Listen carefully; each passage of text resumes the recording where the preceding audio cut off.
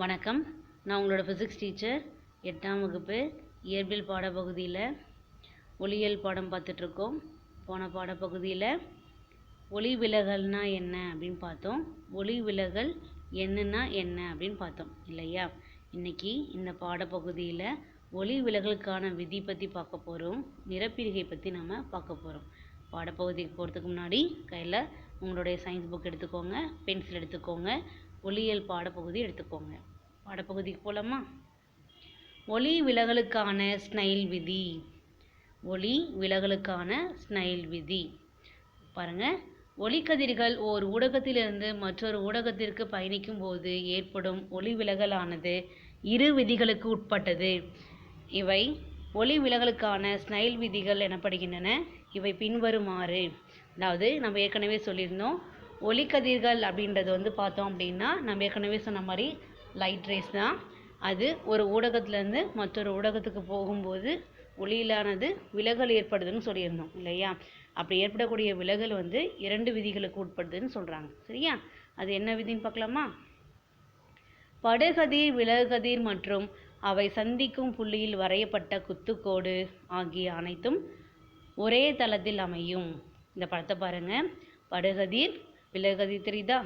அவை சந்திக்கும் புள்ளியில் வரையப்பட்ட குத்துக்கோடு தெரியுதா? இது மூணுமே எங்கே இருக்குது? ஒரே தளத்தில் அமையுது அப்படின்னு நம்ம சொல்கிறோம். ஓகேவா? ரெண்டாவது பாயிண்ட் பாருங்கள். படுகோணத்தின் சைன் மதிப்பிற்கும் விலகு கோணத்தின் சைன் மதிப்பிற்கும் இடையே உள்ள தகவு ஒளி விலகல் எண்ணிற்கு சமம் அப்படின்னு சொல்கிறாங்க. சரியா? படுகோணம்னா என்னன்னா குத்துக்கோட்டிற்கும் படுகதிருக்கும் இடைப்பட்ட கோணம் தான் படுகோணம். அதே மாதிரி விலகு கதிருக்கும் குத்துக்கோட்டுக்கும் இடையே உள்ள கோணம் தான் விலகு கோணம். ஓகேவா? படுகோணத்தின் சைன் மதிப்பிற்கும் விலகு கோணத்தின் சைன் மதிப்பிற்கும் இடையே உள்ள தகவு தான் என்னன்னு சொல்கிறோம்? ஒளி விலகல் எண்ணுன்னு நம்ம சொல்கிறோம். ஓகேவா? இது ஒரு மாறிலி அப்படின்னு சொல்கிறாங்க. இது ஒரு மாறிலி. மாறிலி அப்படின்னு என்ன அர்த்தம்னா மாறாத மதிப்புடையது அப்படின்னு அர்த்தம். ஓகேவா? sin i by sin r equal to mu. அன்லைன் பண்ணிக்கோங்க. sin i by sin r equal to mu. படத்தை பார்த்துக்கோங்க. ஸ்னைல் விதி அப்படின்னு கேட்டாங்கன்னாக்க முதல் பாயிண்ட்டும் ரெண்டாவது பாயிண்ட்டும் எழுதி அன்லைன் பண்ணுங்க. படம் தேவையில்லை. அடுத்த பகுதிக்கு போகலாமா? நிறப்பிரிகை. நிறங்களை பிரிக்கிறதுக்கு பேர் தான் நிறப்பிரிகை அப்படின்னு நம்ம சொல்கிறோம். நிறப்பிரிகைனா என்னன்னு பார்க்கறதுக்கு முன்னாடி ஒரு செயல்பாடு கொடுத்துருக்காங்க, அதை பார்க்கலாம். மேசையின் மீது ஒரு முப்பட்டகத்தினையும் அதன் அருகில் ஒரு வெள்ளை திரையையும் வைக்கவும். நம்ம 7th ஸ்டாண்டர்ட் படிக்கும் போதே முப்பட்டகம் பார்த்துருக்கோம் இல்லையா? பிரிசம் அப்படின்னு நம்ம சொல்லுவோம். பிரிசம் அப்படின்னு சொல்கிறோம் இல்லையா? அதுதான் முப்பட்டகம். ஓகேவா? மேசையின் மீது ஒரு முப்பட்டகத்தினையும் அதன் அருகில் ஒரு வெள்ளை திரையும் வைக்கவும். ஒரு ஸ்க்ரீன் வைக்க சொல்கிறாங்க. ஓகேவா? டார்ச் விளக்கிலிருந்து வரும் ஒளியை முப்பட்டகம் வழியே பாய செய்யவும். இப்போ டார்ச் அடிக்கிறீங்க, முப்பட்டகம் வழியாக படத்தில் கொடுத்துருக்காங்க இல்லையா? அதே மாதிரி என்னாகும்? ஒளியானது முப்பட்டகத்தின் வழியாக போகும்போது அதனுடைய மறுபகுதிக்கு வரும்போது என்னாகும்? வெள்ளை ஒளியானது கலர் ஒளியாக மாறும் இல்லையா? கொடுத்துருக்காங்க பாருமா. இப்போது நீங்கள் காண்பது என்ன? அன்லைன் பண்ணிக்கோங்க. வெள்ளை ஒளியானது ஊதா, கருநீலம், நீலம், பச்சை, மஞ்சள், ஆரஞ்சு மற்றும் சிவப்பு என 7 வண்ணங்களாக நிறப்பிரிகை அடைவதை உங்களால் காண முடியும் அப்படின்னு சொல்கிறாங்க. சரியா? அப்போ இந்த வெள்ளை ஒளியானது 7 கலராக மாறுது.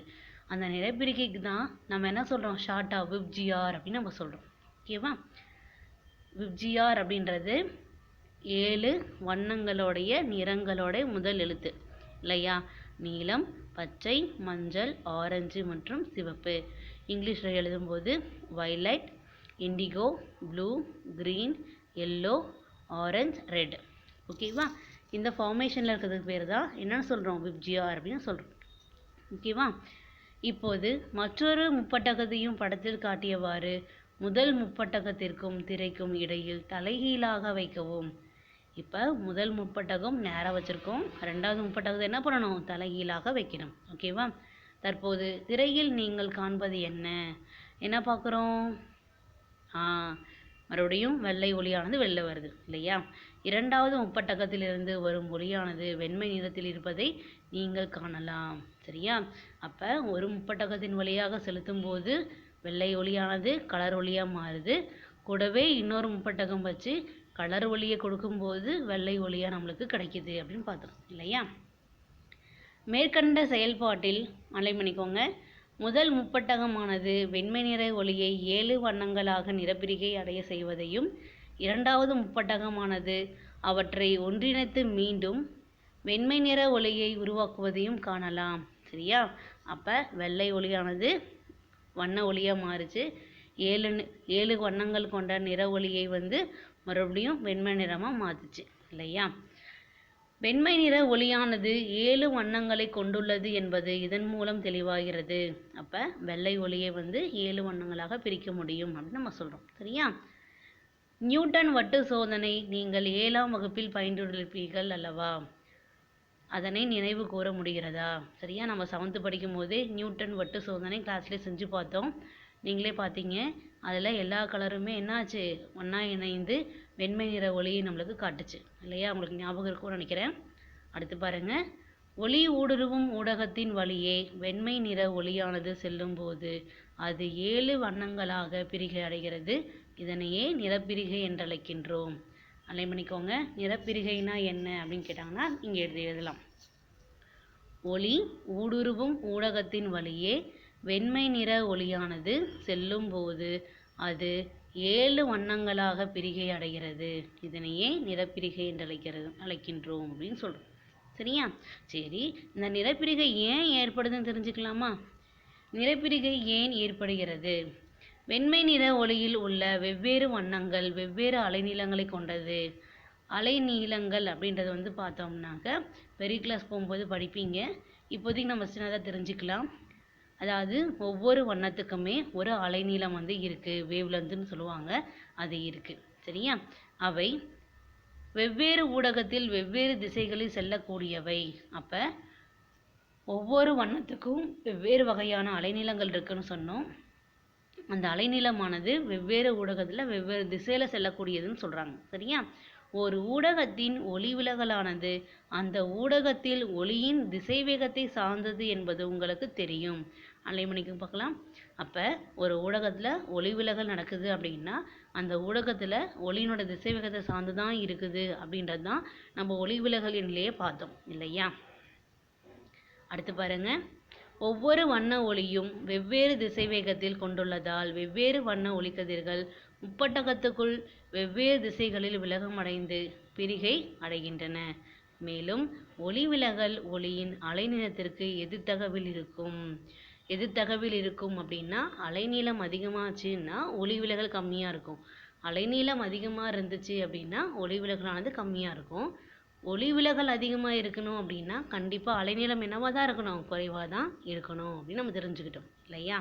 அடுத்தது, எனவே அதிக அலைநீளத்தை கொண்டுள்ள சிவப்பு நிற ஒளிக்கதிரானது குறைந்த விலகலையும் குறைந்த அலைநீளத்தை கொண்டுள்ள ஊதா நிற கதிர் அதிக அளவு விலகலையும் கொண்டுள்ளது.